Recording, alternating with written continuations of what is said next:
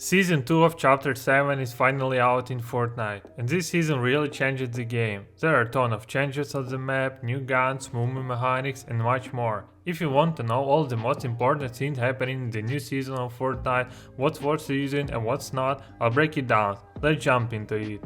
Season 2 dropped on November 90, some locations were reworked and some are completely new. And there's the cool new feature, you can drive the battle bus but only one player per lobby in public matches. The loot has changed a lot and the meta is really different now. We'll start with the regular weapons first and then move on to the heals, movement, bosses and everything else. Honestly, you can carry almost any weapon, there aren't really any weak ones this season. 2 ARs were added this season, but both are old ones. Combat AR, nothing unusual, fast fire rate. Stable AR you can comfortably carry as your main. Nemesis AR, fire rate is noticeably slower, but damage is much higher. Basically, another solid pick you can use constantly. There are also a mythic version of Nemesis AR, which you can get by riding trampoline at specific spots on the map, but it's only in public matches. Twin Mach SMG, same as last season, nothing new, but still solid. Thunder Boost SMG, shoot 3 bullets per shot, super fast, and a lot of people are using it now. Honestly, it's OP. There are also a pistol from Chapter 1 that some of you will know. People usually go for RARs or SMG instead, but the pistol itself is also a solid choice. Shotguns are really OP this season. There are 3 shotguns in the game, the standard pump, tactical, nothing changes there. Pumps still dominate. But the new KS reloaded shotgun really outshines even the regular pump, and everyone is playing it now. Here's how it works. From grey to gold rarity it has only 1 shell in the magazine, and the mythic version has 2 shells. I'll explain more about mythic later, but what makes it so strong? Even though it doesn't deal 200 damage to the head, it has great body damage, ranging from 143 to 173. The headshot damage is slightly higher. You don't need to reload it at all, because it reloads automatically, giving you a new shot every 2 seconds. You can play like this, shot with the shotgun, switch to SMG, shotgun again and repeat the cycle.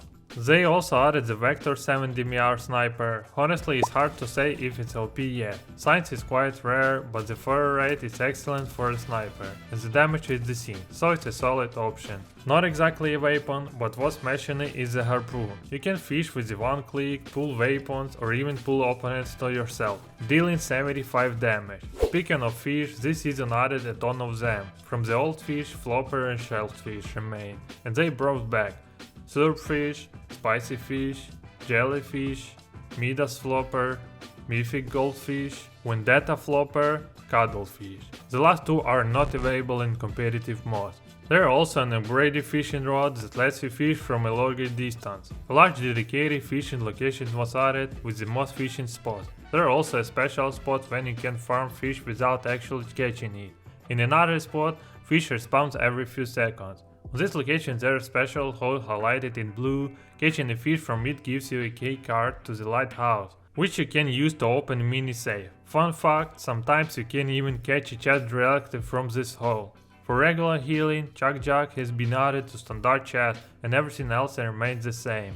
Movement is completely different this season compared to the last one. From all items, only the Flowberry Mist Grenade remains. It heals and provides mobility at the same time. There are also 3 new items this season. Skyline Deployer. When fired, it deploys a zipline in the air. You can break it, jump off safely, or open your glider and fly.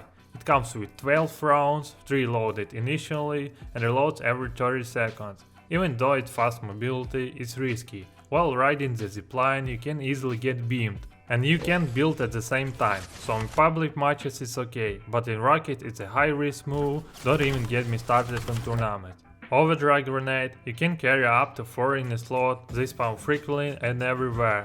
Works like a shockwave grenade but doesn't break any structures. Throwing it gives fall immunity on the first jump, but the second jump can still hurt you. It also gives boosted sprint and unlimited sprint for 10 seconds. This item is basically meta this season, and using Flowberry Mist Grenade plus Overdrive Grenade together lets you rotate way faster and cover much longer distances. 7 power gloves were added recently. They have 20 ammo and 4 charges, you can rotate with them pretty well, but you can also get beamed pretty easily. right click launches you upward, and left click sends you forward. I only found them in public matches, couldn't find them in ranking, but they can spawn there, just rarely. Some situation is strong, but in other it's just too risky, so I'd say it's more a situational mid-tier item. Not exactly an item, but also worth mentioning. Rift. Entering these zones gives you low gravity, and jumping off the breeze lets you rotate into the zone easily.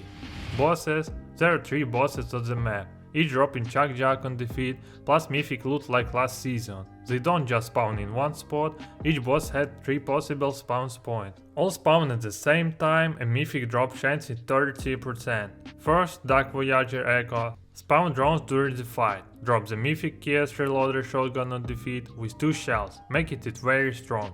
If the mythic doesn't drop, you still get a gold KS reloader shotgun. Spawn in the center, lower or higher on the map. Second, Ice King spawns with a minion. First days he only dropped a Chuck Jack. In ranking nothing changed, but in public he now drops his OP Ice King's Gauntlet. Spawns on the Terror Mountain, in Frigid Fortress or 4 fields. Third, Dread Punisher Squibbly throws cuttlefish at you during the fight. Defeating him gives Mythic Combat Assault Rifle or Vice Gold Version drops. Spawn near Squibbly shores, lower on the map, or at the top of late landing. Looking at all 3 bosses spawn, the map basically look like this. If this video helped you and you enjoyed this breakdown the new season, smash the like button, subscribe, and I'll see you in the next time. Peace.